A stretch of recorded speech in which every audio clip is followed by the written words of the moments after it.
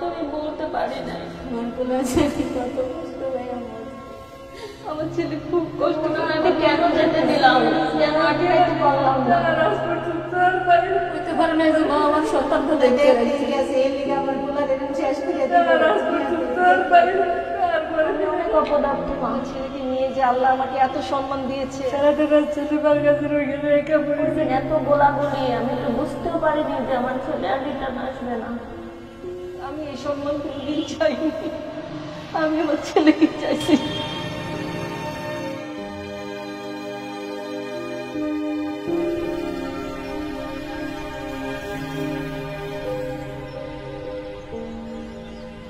ছোটবেলা থেকে ও প্রচুর বই পড়তো।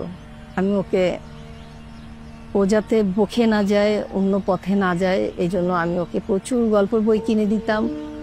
আর ও বেশ একটু বড় হওয়া পর্যন্ত আমি ওকে গল্প শোনাতাম। ও বড় হয়ে মারা যাওয়ার আগে আগেও আমাকে নিয়ে কথা বলতো। তার আগেও বলতো, আম্মু তুমি তো আমাকে ছোটবেলায় ঠাকুরমা ঝুলি গল্প শোনাইছো, আমাকে অমুক গল্প শোনাইছো, তুমি আমার বোনটাকে তুমি শোনাওনি, মা তাহলে তুমি আমার মেয়েকে শোনাও না। আমি বললাম, বাবা এখন তো আমার সেই ধৈর্য নাই এই গল্প শোনা, এখন তুমি শোনাবা। না তুমি শোনাবা, তুমি কেন আমাকে শোনাইছো, ওদেরকে কেন শোনাবা, কেন তুমি ওদের প্রতি বৈষম্য করবা। 7-8-এ উঠে ও কার জানি ক্যামেরা নিয়ে ওর বড় ভাইকে নিয়ে আমাকে বলছে, আম্মু তোমাকে একটু অভিনয় করা লাগবে। তো এইটা যে আবার ওই শর্ট ফিল্মে এটা দেখাবে এটা আমি জানতাম না। তো আমাকে ও নিয়ে গেল, তো সেই টাউন হলে গেলাম, দেখি যে আমাকে নিয়ে ও এই শর্ট ফিল্মটা করছে। তো তারপর থেকেই ওর সিনেমাটোগ্রাফি করার একটা প্রচন্ড নেশা। এরপর থেকেই ও দৃক পাঠশালায় ভর্তি হলো। 2 মেয়ের পরে একটা মাত্র ছেলে, সবাই অনেক খুশি। ফ্যামিলির পুরা ঘরের সবাই, বোনেরা, ওরা সবাই খুশি যে 2 বোনের পরে একটা মাত্র ভাই হয়েছে। অনেক আর কি, সবাই অনেক অনেক খুশি। আমার কথা ছাড়া একটু এদিক ওইদিক হইতো না। যখন এই 3-4 থেকে কিন্তু রাস্তায় তখন ব্যাট খেলা, বল খেলা সবকিছু নিয়ে যাইতেছে। বিকেল হইলে আমি তারা নিয়ে রাস্তায় আমি তার সাথে আমিও থাকতাম। আমি হয়তো এক পাশে কোথাও বসে থাকতাম, ও খেলতো। মানে যখন ওর স্কুলে তো প্রায় প্যারেন্টস ডাকলে আমি যাইতাম, তো আমি দেখতাম যে ওর থেকে ওর বন্ধুর দাঁড়িয়ে উঠে অনেক বড় বড় হয়ে গেছে ওরকম। তো আমি মাঝে মাঝে ওর দিকে তাকাই, ওর বলতাম যে তোর মানে বন্ধুরা অমুক বন্ধু এই বা এগুলার দাঁড়িয়ে উঠে এরকম হয়ে গেছে। তো ও বলতো যে কি এখন আমি কি করবো, আমার উঠে না যে, মানে ওরে একা ছাড়ি নেই, মানে ওরে একা নিজের কলিজার কাছ থেকে নিজের থেকে মানে ওরা ছাড়ি নেই। ও বড় হয়েছে বা ওর পরে তো আর আমার কোনো বাচ্চা বা আর ছেলে মেয়ে নাই, মানে এই জন্য ওরে একদম মানে ওর সাথে মনে 18 মতো লাগে আসছিলাম।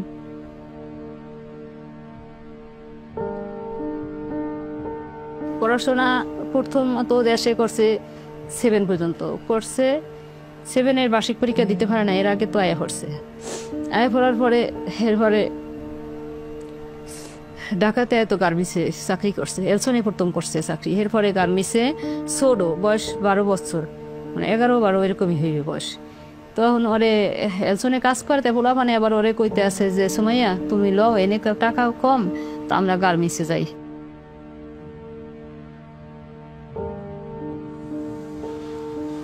সুমাইয়ার মেয়ে, ওর প্রথমেই মেয়ে, ওর চিন্তা ভাবনা ছিল ওর মেয়েকে নিয়ে ও অনেক ভালো পর্যায়ে যাইবে, নিজে কষ্ট করলো, মেয়েটারে অনেক সুন্দর করবে, সুন্দর সাজাইবে, গুছাইবে, মানুষ করবে, পড়ালেখা করাইবে, সেরকম পর্যায়ে নিয়ে পৌঁছাইবে, ভালো একটা চাকরি করবে, ভালো পর্যায়ে নিয়ে দেবে। ওর সেই আশা ছিল, সেই আশা তো মুহূর্তের মধ্যে সব শেষ।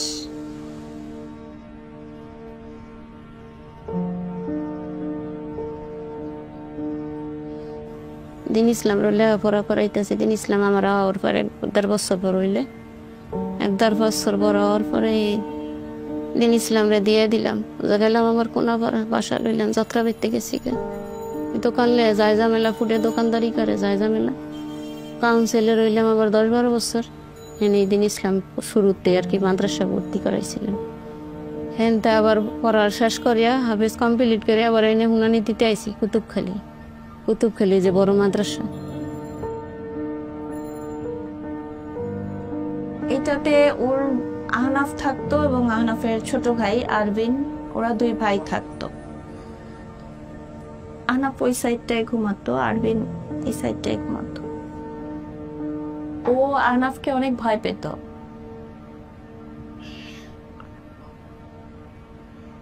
শাসন করার সময় ও শাসনের মতো শাসন করত, পড়ার সময় পড়াতো, আবার খেলার সময় ওকে নিয়ে খেলতো।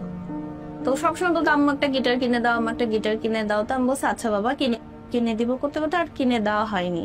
ও যখন এসএসসি পরীক্ষা দেয় সবাই ওকে দোয়ার জন্য সালামি দেয়, সেই সালামির টাকা দিয়ে ওইটা কিনে। চাঁদ যখন উঠতো তখন আমাকে ডাইনা নিয়ে আসতো, আম্মু আসো আসো গান করি। ওইখানে বসে বসে চাঁদ দেখতো আর গান করতো। রাত্রে 1টা 2টা 3টা পর্যন্ত ওইখানে বসে বসে গান করতো, গিটার বাজাতো।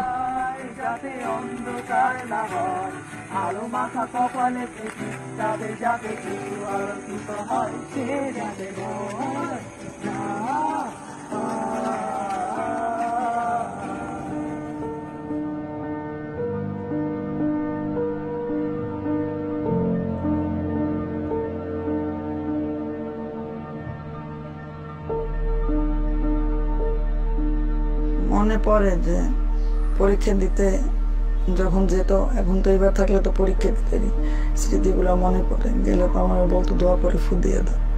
ফাইনালের সময় বলছে, তারপর আমার হাতে খেতে যেত, নিজের হাতে খাইতে যেতাম, দুপুরেও খাওয়াই দিতাম ভাবতাম। সায়েন্স ক্লাবের কাজ নিয়ে করছিল, ফেব্রুয়ারি থেকে হয়েছিল, এটা বিজ্ঞান মেলা হয়েছিল ওদের কলেজে। ও সায়েন্স ক্লাবের মেম্বার ছিল, ভাইস প্রেসিডেন্ট। বড় হয়ে যে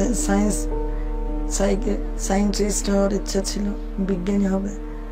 বাইরের ইন্টারমিডিয়েট পরীক্ষাতে ইচ্ছা ছিল ইউকেতে যাবে, ইউকেতে যে বড় দেশে এসে কিছু করবে দেশের জন্য, বিজ্ঞানী হয়ে আর কি কিছু করবে। ছোট থেকেই বাইরে পড়াশোনা।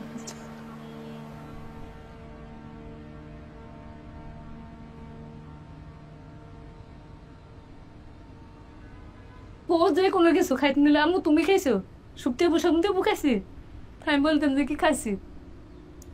তো আজ আমার খাওয়া পাগলা ছেলে তো ও খুব মানে খাওয়া, আমার হাতের খাওয়া নিয়ে খুব তার প্রশংসা, বাপের লগে এগুলো নিয়ে পর্যন্ত লাগে যাইতো মাঝে মাঝে। তো বলতো আমার আবার মাঝে মাঝে প্রশ্ন করতো, আম্মু তুমি এত মজার মজার খাওয়া, আমার তোমার হাতের রান্না মানে এত মজা, কোত্থেকে আমি রান্না শিখছি, আমার আবার এগুলো জিজ্ঞেস করে।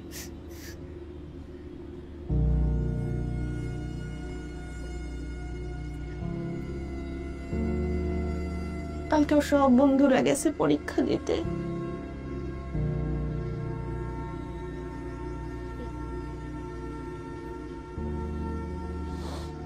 ওর অনেক শখ ছিল পরীক্ষা দিয়ে ভালো রেজাল্ট করে ঢাকা ইউনিভার্সিটিতে ভর্তি হবে। আমাকে বকা দিতাম, তুই যে পড়িস তুই কি ঢাকা ইউনিভার্সিটিতে চান্স পাবি, বলে দেখে নিও। আমি বলেছি আমি ব্যবসায়ীনে চান্স পাবো, আমি ব্যবসায়ীনে চান্স পাইছি না, আমি ঢাকা ইউনিভার্সিটিতেও চান্স পাবো। কিন্তু এক্ষুনি হাসিনার কারণে আমার বাচ্চাদের স্বপ্ন এক নিমেষেই শেষ হয়ে গেল।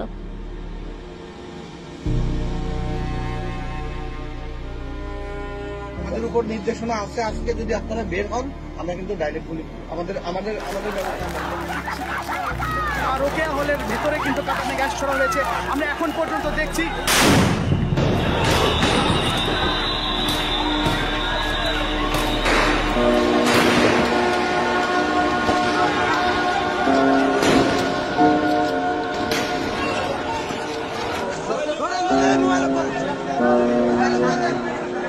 মানে এখন জুলাই মাসের অনেক কিছুই মানে আমাদের মানে এক্স্যাক্টলি ওই মানে হবু সেটা আমাদের এখন মানে ব্রেনে নেই, মানে মনে নেই আমাদের।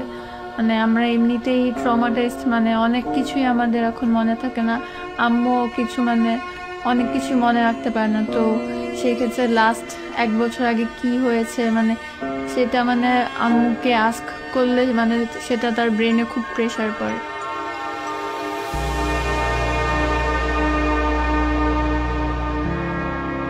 যেদিন ও যায় আন্দোলনে ওদিনও 2 ভাই এই রুমে কতক্ষণ খেলা করার পরে ওই রুমে গিয়ে খেলতেছিল মোবাইলে। বিকাল হয়ে যাচ্ছে তাও আহনাফ আসে না। পরে আবার ওকে ফোন দেই, ও ফোন ধরে বলে কি আম্মু আমার শরীরটা খুব খারাপ লাগতেছে, আমি বাসায় চলে যাচ্ছি, তুমি ফুপির বাসা থেকে তাড়াতাড়ি বাসায় চলে এসো। আসার পরে এখানে বসে এরকম পা লম্বা করে ফ্রিজ থেকে বরফ এনে পায়ে ডলতেছে। পরের দিন সকালবেলা যখন আমি ওর পা দেখি, ঘুম থেকে যখন ঘুমাইছিল পাটা এভাবে লম্বা ছিল, তো পায়ে দেখি যে ওর পায়ের মধ্যে একটা গর্ত আর পাটা ফুলে নীলা হয়ে গেছে। তা আমি ওকে বললাম কিরে তোর পায়ে কিভাবে ব্যথা পেলি, মানে এত ইজি ভাবে হাসতে হাসতে বলতেছে আরে আম্মু কিছু না, একটু রাবার বুলেট খাইছি। আমি তো তখন বুঝি নাই যে রাবার বুলেটটা কি।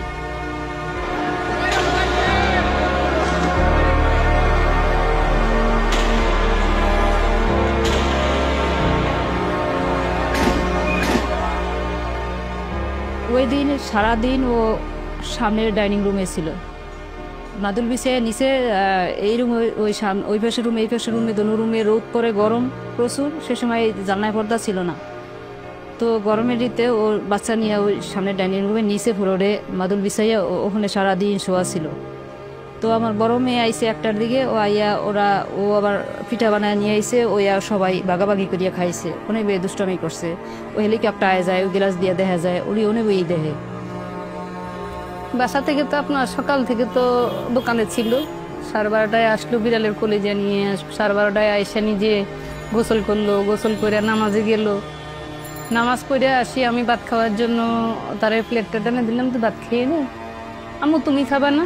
আমি বললাম যে কি আমি নামাজ পড়ি নাই, আম্মু নামাজ পড়ি নি, আম্মু খামো তুমি খাই, তুমি দোকানে যাও, দোকানে যাই তুমি দোকানটা খুলতে যাও। আবার এত ঝামেলা চলতেছে, এত চলতেছে জানলে তো দোকান দেবে, বাস ওই উপরে থাকতে আর তারা যাকে দিন আমরা ধরে রাখতাম, তারা বুঝতে পারি না আসলে।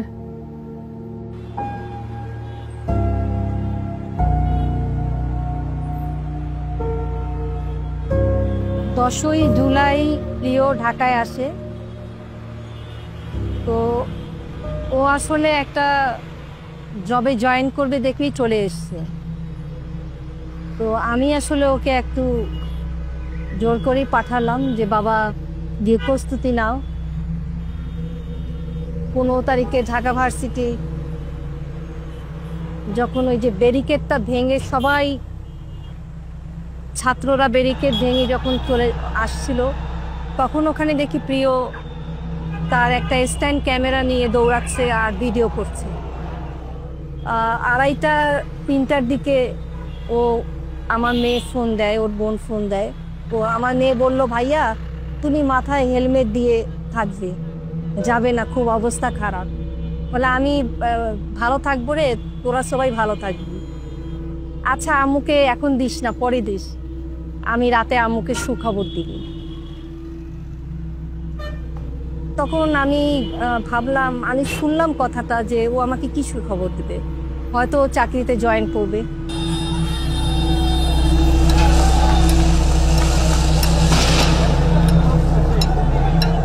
আমার বোলাই গেছে দেখতে, আমার বোলাই সকালে আমার লাগে খাইলো টাইলো, আমি আমাকে ঘরে আরো মেয়ে মানাইছে, ওরা খাইলো তাইলো এক লগে। এরপর আমার বোলাই 10টা বাজে করতে বেরিয়েছে। আমার বোলার আমি বারবার মানা করছি করতে বেরিস না, কাম্মু আমি মামা গোবার সাথে আই, মামা গোবার সাথে আই কই আমার বোলাই বাইরেছে।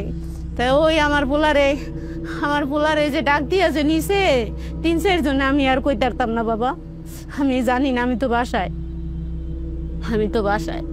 এরপর আমার পোলাপানের লাগে গেছে দেখতে, পোলাপানের লাগে দেখতে গেছে। আমার পোলায় দেখতে যাওয়ার পরে আমার পোলা যাওয়ার সময় জিজ্ঞেস করছিলাম কখন আসবো, তার কিছু বলেনি। ওই দিন বেশি কথা বললো না যাওয়ার সময়, সবসময় তো দোয়া পরে ফু দিয়ে দিতে বলে, ওই দিন আর বললো না।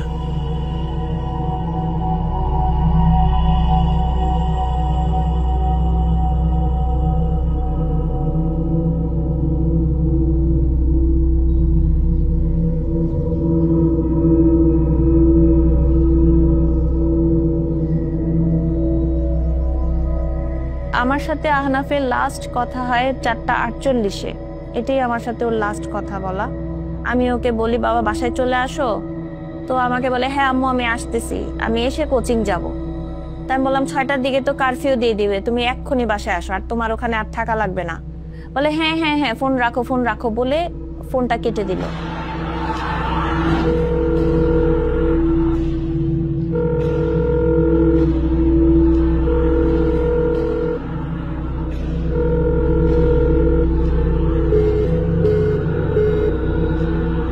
এরপরে আমি আধা ঘন্টা এরকম হবে আমি ওকে ফোন দিয়েছি, ফোন আর ধরে না।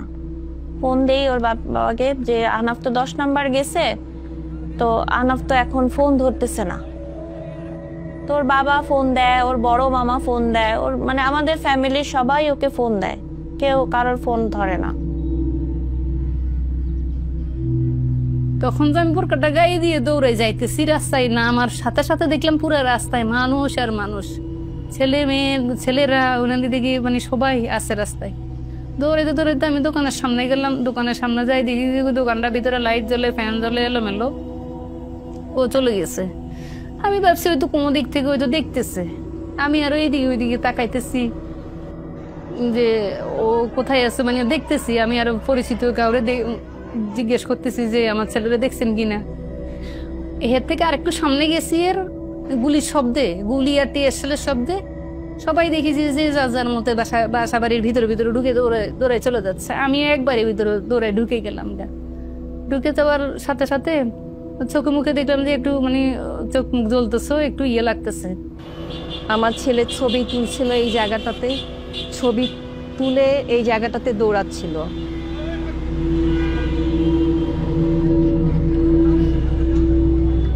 ঠিক এই জায়গাটাতে নিউ মার্কেট থানার যে পুলিশরা ছিল তারা এই পাশে অবস্থান নিয়েছিল। ওই ল্যাবেডের ফোনায় 35 থেকে 40 জন এপিবিএল।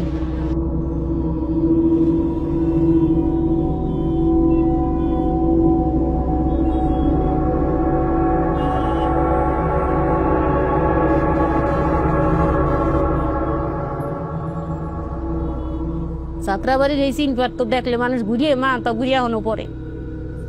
তাই বলে আল্লাহ এই আস্তে আস্তে আস্তে আস্তে যাইতে যাইতে এই গোলের ভিতরে যে গেছে তো বুঝদারে না যে গোলের ভিতরে আমি যাইম, আর আমার ভিতরে এরকম গুল্লি পরবো বলে তো আর যাইতো না। এইটারে চিল্লে কইতাছে তুই এনতে সর, সামিউল তুই এনতে সর, সামিউল তুই এনতে যা।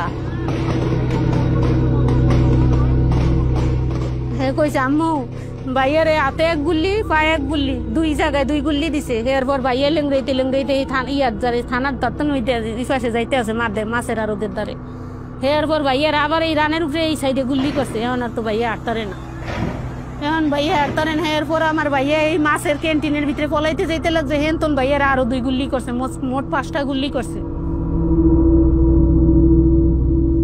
একটা শরীরে যদি 5টা গুল্লি করে আর কোনো আবার সিধা গুল্লিও হারা গায় সিধা গুল্লিও আছে। এই মানুষটা আর তারবো, আর এই মানুষটা ফিরে আইবো কেমনে আইবো?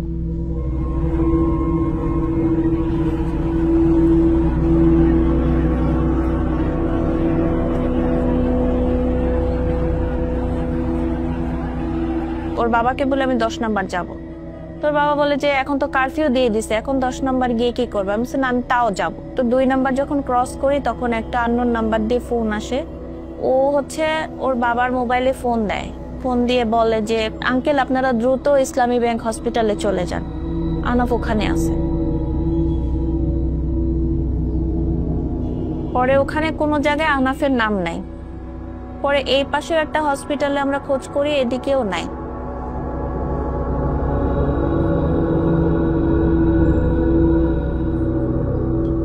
তো আমি আবার এখন তখনও চিন্তা করি কি রে, তো বাইর হইলো মাত্র কতক্ষণ হয়েছে, অন্য টাইমে তো হয়তো 10-15 মিনিট বা আরো বেশি হলে এত ব্যস্ত হই না, দৌড়ে এর ভিতরে নিজের ভিতরে অশান্তি।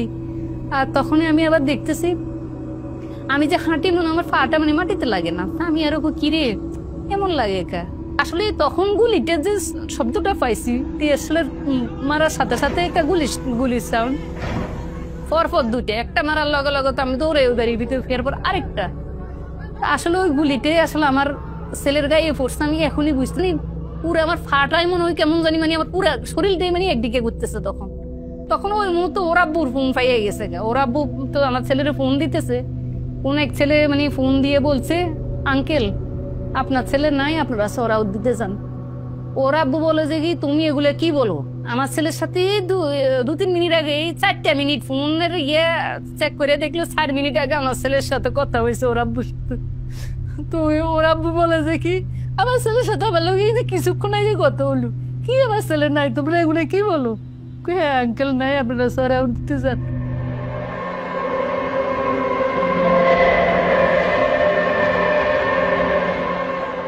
যে বৈষম্য বিরোধীর পেজ ছিল, ওই পেজে আহনাফের ছবিটা শেয়ার করে কে বা কারা, যে এই ভাইটা মিরপুর 10-এ গুলিবিদ্ধ হয়ে মারা গেছে, যদি কেউ চিনে থাকেন দ্রুত শেয়ার করেন। তো তখন তো ইন্টারনেট নাই, আমরা কিছুই দেখতে পাচ্ছি না। তো আমার সবার হাতে পায়ে ধরি যে কোথায়, ওর তো কোনো নাম ছিল না, কারণ ওর আইডি কার্ড ছিল না, ফোনটাও পাইনি আমরা। তো ওইখানে একটা লোক ছিল, ওই লোকটা ওনার বাসা পাশেই ছিল, বাসার পাশে গিয়ে পরে ওয়াইফাই কানেক্ট করে হোয়াটসঅ্যাপে ছবিটা আমরা নিই। তো ওর বাবা তো মানে ছবিটা দেখে কাঁদতে কাঁদতে মানে অজ্ঞানের মতো হয়ে আসে। আমি ওর বাবাকে দেখে আমার আর জ্ঞান থাকে না, আমি ছবিটা দেখিও না, আমি ওখানেই পড়ে যাই। আমাকে কিভাবে উঠায় কোথায় নিয়ে গেছে আমি জানি না। যখন জ্ঞান আসে আমি দেখি যে আমি ওই হসপিটালের চেয়ারে বসে আছি। তো ওখান থেকে আমার ভাস্তি আবার ছবিটা নিয়ে অনেককে দেখায়। তো ওখানে যে ক্যান্টিন বয় যে আহনাফকে অ্যাম্বুলেন্সে তুলে দিছিল, ও হচ্ছে ও ছবিটা দেখে চিনতে পারে। তো বলতেছে যে হ্যাঁ এটা আপনারা দ্রুত সরাদ্দি চলে যান, কারণ ওই ভাইটা তো অজ্ঞাতনামা, হয়তো ওনার লাশটা গুম করে দিতে পারে। পরে আমরা সরাদ্দিতে যেয়ে ওকে ওখানেই পাই। ল্যাবের থেকে আমি যখন ফুটেজ পাই, কোনো প্রমাণ পাচ্ছিলাম না, কারো কাছে কোনো আমি ভিডিও পাচ্ছিলাম না।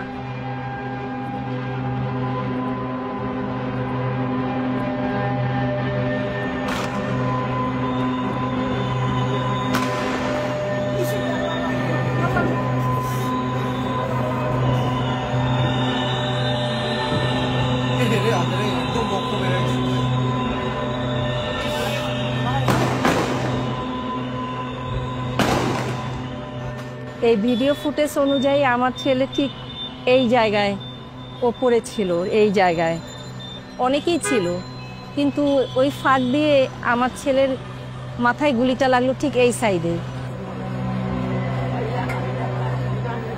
যে একটা ছোট্ট হয়ে ঢুকছে, এই পাশে সঙ্গে সঙ্গে মগজ বের হয়ে গেছে। ফুটেজে দেখলাম আমার ছেলে পড়ে গেল, সাথে সাথে রক্ত, 1-2টা ছিল ওর পা টেনে এত দূর নিয়ে আসছে, ঠিক এত দূরে নিয়ে আসছে। আনার পরে এত গোলাগুলি চলছিল দুপাশ থেকে, তখন ওরা রেখে পালিয়ে গেছে। এইখানে নিয়ে আসার পরে ওখান থেকে প্রচণ্ড গোলাগুলি, এই 15-20টা ছেলে মাথা নিচু করে সবাই পালিয়ে গেছে। পরবর্তীতে যখন তারা দেখে যে কিছুটা ফাঁকা অনেক পরে, তখন তারা আবার ছুটে আসছে, আবার এখান থেকে আমার ছেলেকে তারা ধরাধরি করে ল্যাব এইডের গেট পর্যন্ত নিয়ে গেছে। তো এরপরে ও আসরের টাইমে আমি এবার উঠছি, উঠকে আমি সামনে আইসি, আইয়া আমি ব্যালকনিতে ঢুকছি, ও আবার এই রুমে আইসে, আইয়া ওর বাচ্চারে নিয়ে এই খাড়ে, সূর্য যখন হয়ে গেছে তখন এই খাড়ে আন গিয়া বাচ্চারে গুণ করাইছে। তখন ও ইন্ডিয়া যাও, ওই দিক দিয়ে যায় আর কয় কি সবাই দেখে, আমি একটু দেখি, তা আমি আর ওর দিকে তাকাই নাই, অমনি চাই রয়েছি।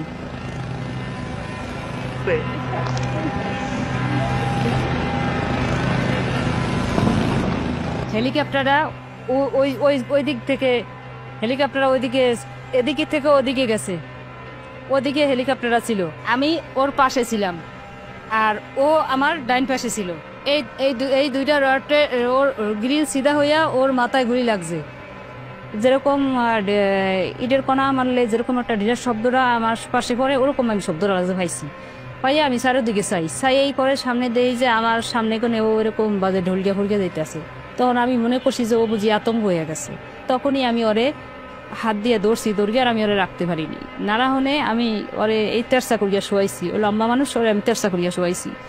তখন আমার আরো কান্না বাড়িয়ে গেছে, আমি জোরে সিকেট দিয়ে উঠছি আর তুমি কইছি তোরা কেরকম নে আসস রে, ওরে বুঝি মাথায় গুলি লাগছে, শিগগির আমার সামনে আয়।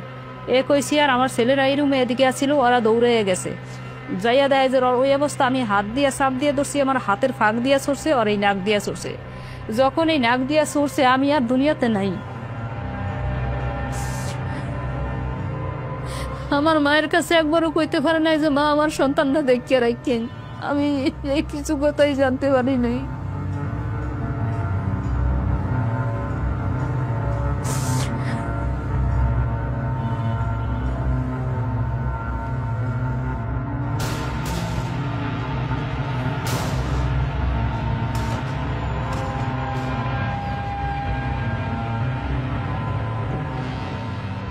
যাওয়ার পরে যে ফোন আসছে, বাবা ফোন দিল, গুলি যখন লাগলো বন্ধুরা এত ফোন দিচ্ছে, বাসায় এসে চাবি টাবি রেখে গেল, যদি দরকার হয় তোমরা গাড়ি নিয়ে বের হইব। তখন না শুন গুলি লেগে যায় ভাইয়াদের। মাঝখানে ফোন দেওয়া হয়েছিল, ধরে নাই, ফোন দিয়েছিলাম ভয়ঙ্কর।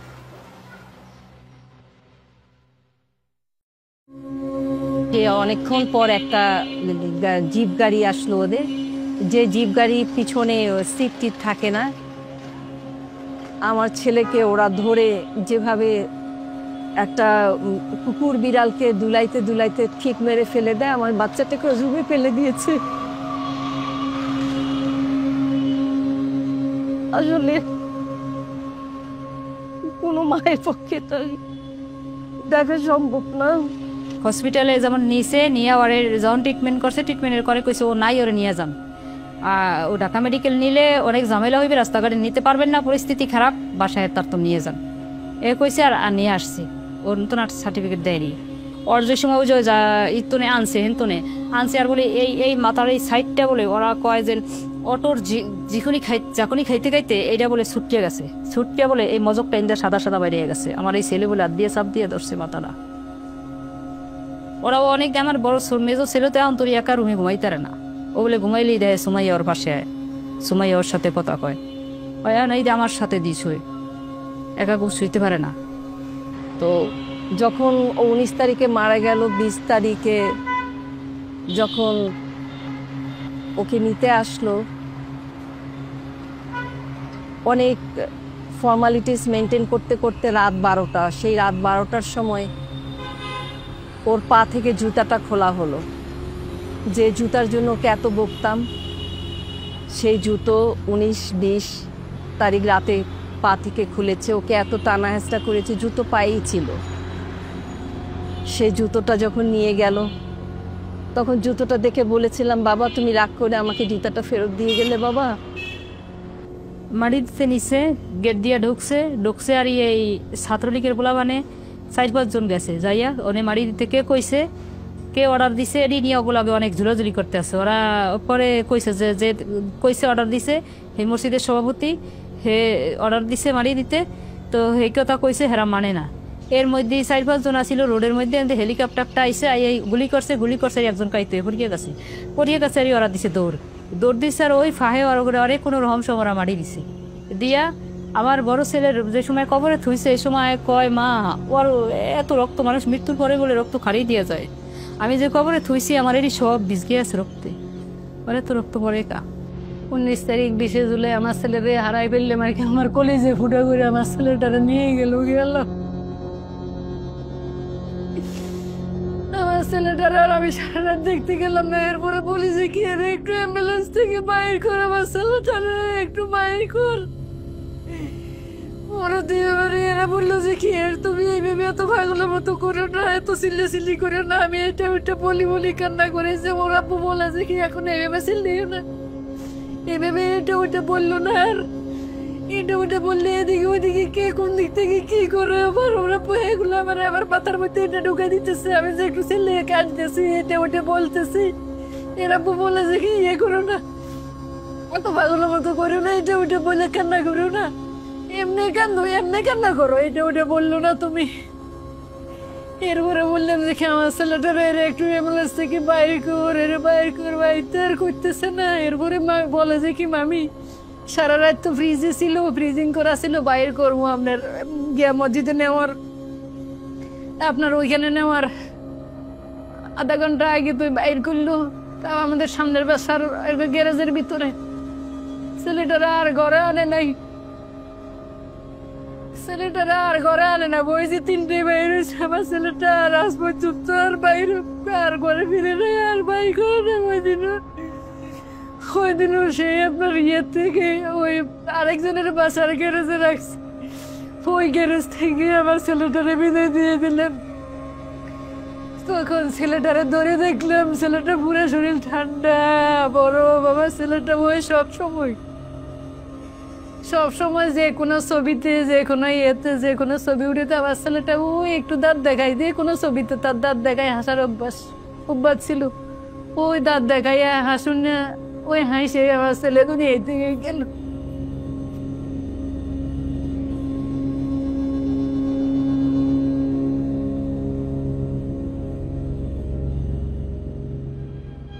বাচ্চারা যখন বড় হয়ে যায় তখন দেখা গেছে যে মা থেকে একটু দূর দূরে থাকে। ওকে আমি ওইভাবে জড়ায় ধরতে পারি নাই। শেষ মুহূর্তে ওরে আমি একটু আদরও করতে পারি নাই।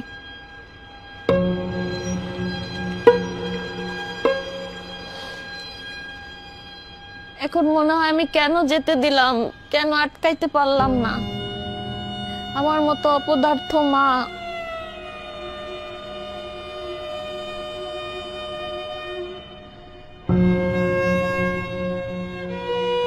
আমি অনেক অপদার্থ মা।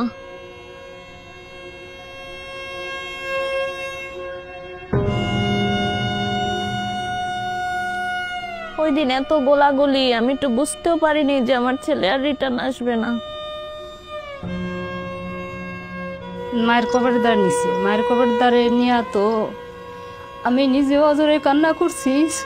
তোর মাইয়া তোর সামনে আইছে, নিজের মাইয়া তুই কেমনি, তুই কবরে তুই শুয়ে রইছিস, নিজের সন্তান থুইয়া তোর সন্তান তোর সামনে আইছে।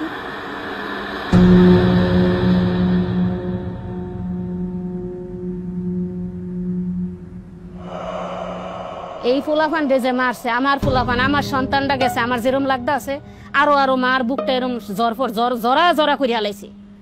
আরো মার বুক রাত বইরা কোনো মায় ঘুমাইতারে না। একটা সন্তান ছোটতে 1 মাসের বয়সের যদি এই ফুলাফানটা 22 বছর 23 বছর করে, এই সন্তানটার লিগে কত লাখ, কত কষ্ট, কত মেহনত হইছে মার। এটা কি কোনো মাইসে দিতে পারবো? এটা 5 লাখ 10 লাখ 20 লাখ 50 60 লাখ টাকা দিলে এটা পুরো নেইব আমার? আমার সন্তানের বদলে সন্তান চাইলে দিব? চলে গেছে আর গেলাম সারাটা রাত ছেলে বার গাছের ওইখানে একা পড়েছিল। তাহলে স্বার্থপর আমি আমার ছেলে, আমার ওর আগের দিন কইছে যে তুমি স্বার্থপর মা, তুমি রাস্তায় ভাই বোন এত কষ্ট করতেছে, আন্দোলনে এত কষ্ট করতেছে, এত ইয়ে করতেছে, তুমি আমার যাইতে দিচ্ছ না, তুমি স্বার্থপর মা। আসলে আমি স্বার্থপর, আমি ওর কাছেই গেলাম না। আমি নিজের জানের বোন, নিজের কিছু হবে না কি মনে করি আমি আর সারা রাত আর ওর কাছে গেলাম না। কি আমি স্বার্থপর? আমার বলা জানি কত কষ্ট হয়ে মরছে। আমার বলারে যে এরম শেষ করছে, আরে খালি একটা নজর বাবা আমার দেয়া নাই না, একটা নজর আমি দেব, আমি আর কিছুই কম না, বকা দিব না, কিছুই কম না। আমি খালি কি কারণে আমার বোলার আমার দাঁতে শেষ করে দিল, এইটাই খালি জিজ্ঞেস, আমি আর কিছু কম না।